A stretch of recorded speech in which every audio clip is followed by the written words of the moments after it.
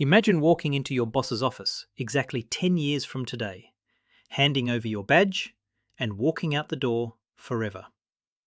No more commute, no more alarms, just total freedom.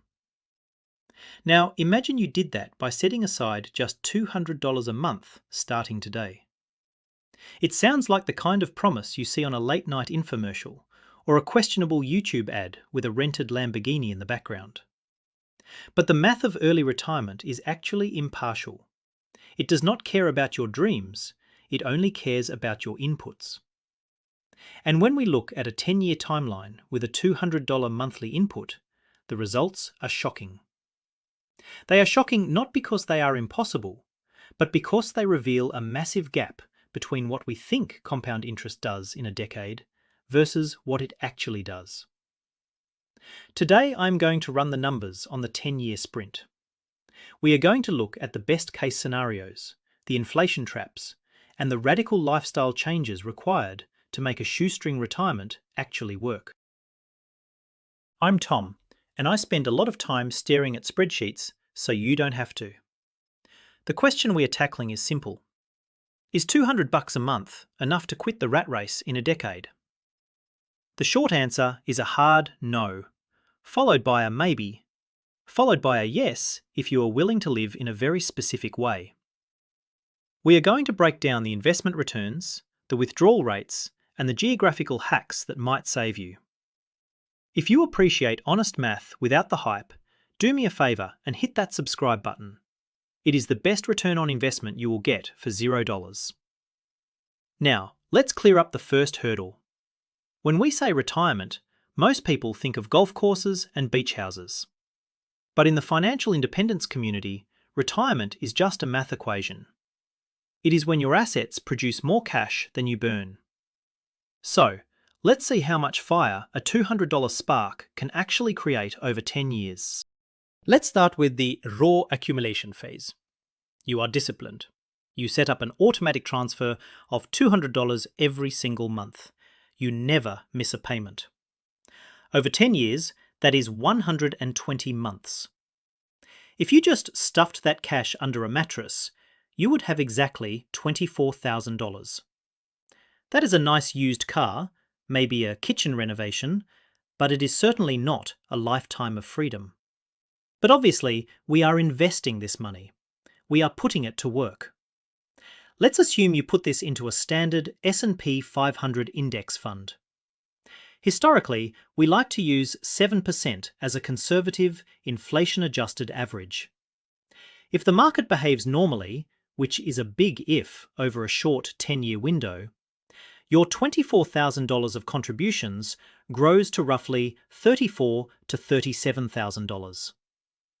That is the magic of compound interest starting to work. You have made about $12,000 of free money just by waiting. It feels good to see that account balance grow. You look at that number, $37,000, and it feels significant. It is more money than many people have in their checking accounts. But I know what some of you are thinking. Tom, 7% is for grandpas. I'm going to invest aggressively. I'm picking growth stocks. I'm riding the tech wave. Okay, let's play that out. Let's say you are a market wizard and you manage a consistent 10% annual return for a solid decade with no down years to ruin your compounding curve. In that optimistic scenario, your $200 a month grows to about $41,600. That is your ceiling. That is the pot of gold at the end of the rainbow. 41 grand. Now, here is the twist that ruins the party. We have to talk about what that money can actually buy. We call this the withdrawal rate. The gold standard in financial planning is the 4% rule. This rule states that you can safely sell off 4% of your portfolio every year to pay for your life, and you probably won't run out of money for 30 years. So, take your best case scenario of $41,000 and multiply it by 4%. That gives you an annual income of $1,664. Not per month, per year. Let that number sink in for a second. $1,664 a year breaks down to about $138 a month.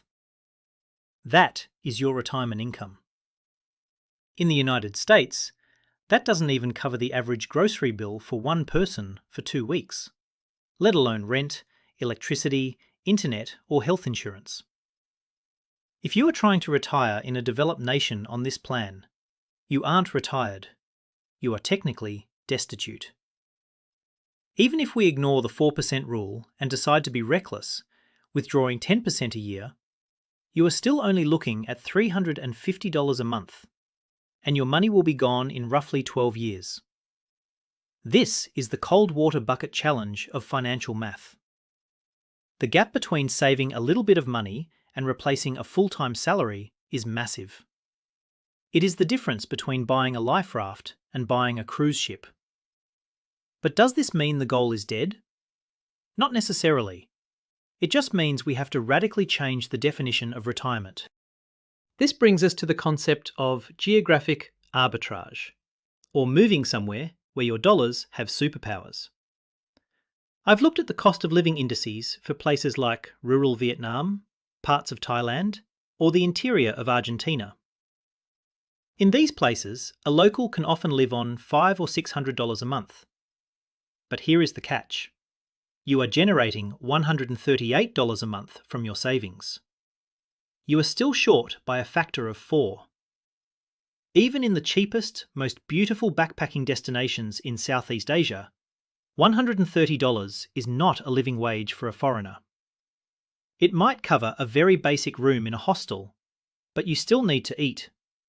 And we haven't even discussed the costs that don't scale down, like international flights to visit family, or electronics, or the big one, visas. So, the dream of the do-nothing retirement on $200 a month is mathematically impossible for a 10-year timeline.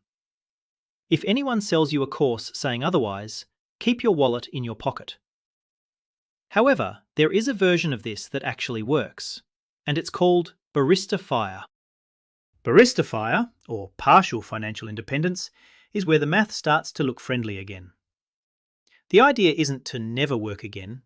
The idea is to never work a corporate job you hate again. If you have $40,000 saved up, that money isn't enough to pay all your bills, but it is enough to be a powerful safety net. It creates a buffer. This is where the 10-year timeline becomes realistic. If you can save that $40,000, it allows you to take a low-stress, part-time job that just barely covers your monthly expenses, while your nest egg continues to grow in the background. You aren't tapping into the savings to pay for groceries. You are letting the savings sit there and compound for another 10 years, while you work 20 hours a week at a coffee shop or a library. This shifts the goalpost. You aren't trying to generate passive income yet. You are buying security. That 40 grand means if you lose that part-time job, you aren't on the street. It changes your psychology. Let's look at the power of coasting. Suppose you hit that 10-year mark. You have roughly $40,000 invested. You are tired of your main career. You quit. You get a fun, low-pressure job that pays just enough to live on. You stop contributing to your investments entirely because your lower salary doesn't allow it. But you also don't withdraw anything. You just let that $40,000 ride. If you leave that money alone for another 20 years, growing at 7%, it turns into $150,000 without you adding a single extra penny. If you wait 30 years, it becomes $300,000. This is the real power of that initial 10-year sacrifice. It doesn't buy you immediate retirement, but it buys you a fully funded traditional retirement down the road, which frees up your income today to be spent on living. You don't have to stress about saving for age 65 anymore, because the money you saved from age 20 to 30 is doing the heavy lifting for you. This is a massive psychological win that most people ignore because they are too focused on quitting work tomorrow. Now, I have to be the bearer of bad news again. we need to talk about the silent thief in the room, inflation. All the numbers I just gave you, the 36,000, the 40,000, those are nominal numbers. That is the face value of the money. But in 10 years, $40,000 won't buy what $40,000 buys today. If we assume a standard inflation rate of 3%, the purchasing power of your money drops significantly. In 10 years, your $40,000 might feel more like $30,000 in today's terms. This is why the $200 a month target is so dangerous. It feels like a specific amount of value to us now, but by the time you are ready to use it, the price of bread, rent, and healthcare has moved the goalpost. If you want to actually have $40,000 of purchasing power in a decade, you can't just save $200.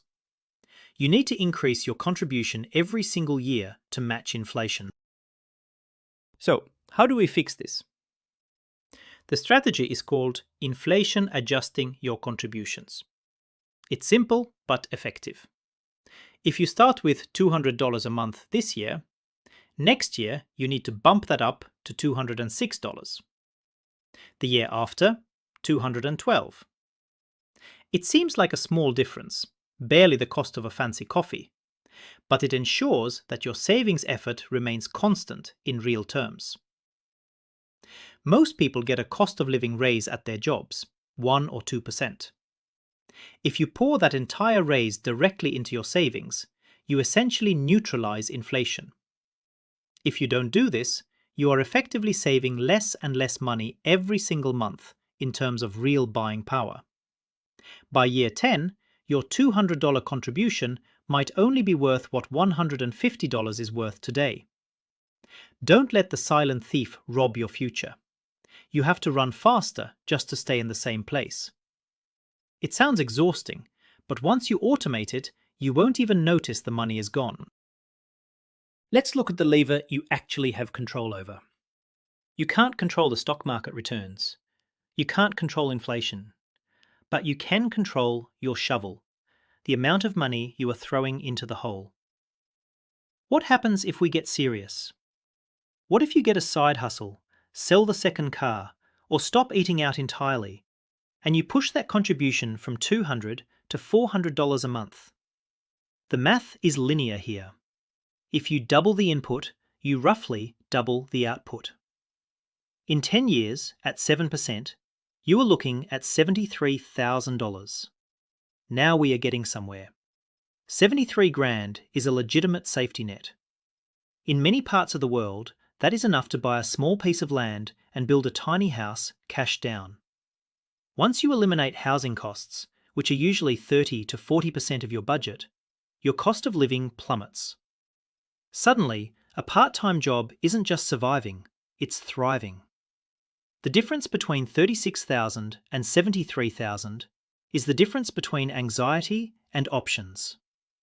And $400 a month is attainable for many people if they ruthlessly cut expenses. But there is an even more powerful lever than money, and that is time.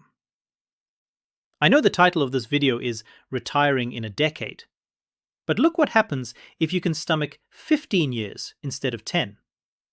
Compound interest is backloaded. It starts slow and finishes fast.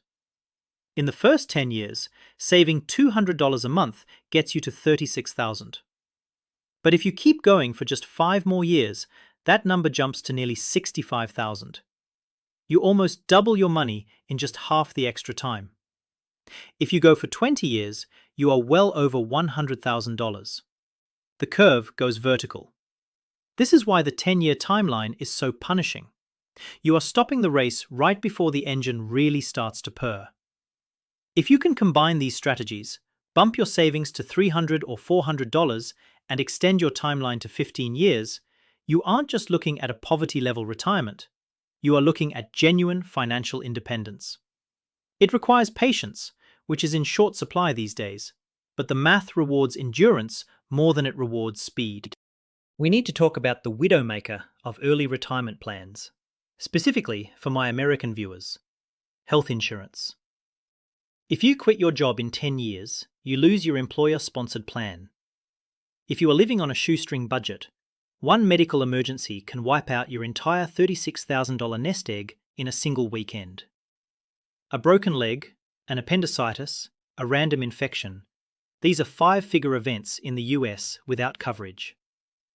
Even with the Affordable Care Act subsidies, you have deductibles and out-of-pocket maxes. If you retire abroad, you might find cheaper care, but you still need international insurance for major events, which gets more expensive as you age. This is the risk that spreadsheets often hide. They assume a steady 4% withdrawal, but life is lumpy. Life throws expenses at you in chunks. If you don't have a separate emergency fund outside of your retirement pot, you are walking a tightrope without a net. This is why I always suggest having at least 1 year of cash expenses saved up before you pull the trigger. There is one more technical boogeyman to be aware of: sequence of returns risk. Imagine you hit your 10-year mark. You have your money invested in the stock market. You quit your job, and the very next day, the market crashes 30%. This happens. It happened in 2008. It happened in 2020. If you are forced to sell stocks to pay for your rent while the market is down, you are cannibalizing your portfolio. You are selling low, which is the opposite of what you want to do. Because your pot is so small, remember, only 30 or 40 grand, a crash early in your retirement destroys your ability to recover. You might deplete your funds in 5 years instead of 30. The standard advice is to have a bond tent or a cash buffer to ride out the storms. But with only $200 a month contributions, you don't have the luxury of excess cash. This is why the Barista FIRE approach is safer. If the market crashes, you just pick up more shifts at work and stop selling your stocks until the market recovers. Flexibility is your only hedge against disaster. So, let's bring this all back to the central question. Can you retire in 10 years on $200 a month? If retirement means doing nothing and sipping mojitos, the answer is absolutely not. The math simply does not support it. You would be living well below the poverty line, vulnerable to inflation, market crashes, and health crises. However, if you redefine retirement as financial resilience, then yes, this plan works. Having $40,000 in the bank in 10 years puts you ahead of the vast majority of the population. It gives you the power to say no to a toxic boss. It gives you the funds to move across the country for a better opportunity. It gives you the capital to start a small business. $200 a month won't buy you an endless vacation, but it will buy you freedom of choice. And frankly, that is what most of us are actually looking for. We don't want to rot on a couch. We want control over our time. Here is my advice. Start the $200 a month plan today. Treat it as your baseline. But don't stop there. Use the next 10 years to aggressively increase your income. Every raise, every bonus, every side hustle dollar, throw it into the pile. If you can get that monthly number up to 500 or 1,000, the 10-year timeline moves from barely possible to highly probable. Don't fear the math, use it. Play around with compound interest calculators. See what happens if you add just $50 more. It becomes addictive. The goal isn't to hit a specific number and stop. The goal is to build a machine that builds wealth for you. You are planting a tree. In 10 years, it might not be a giant oak, but it will be big enough to offer you some serious shade. And trust me, when life gets hot, you are going to appreciate that shade. I want to hear from you guys in the comments. Are you currently on a 10-year plan? What is your monthly target, and what sacrifices are you making to hit it? I read through the comments to find ideas for future deep dives, so let me know what numbers you want me to crunch next. If you found this reality check useful, hit the like button so the algorithm knows that people actually like hearing the truth about money, not just the hype. Thanks for watching Tom Talks Money. Keep stacking, keep tracking, and I'll see you in the next one.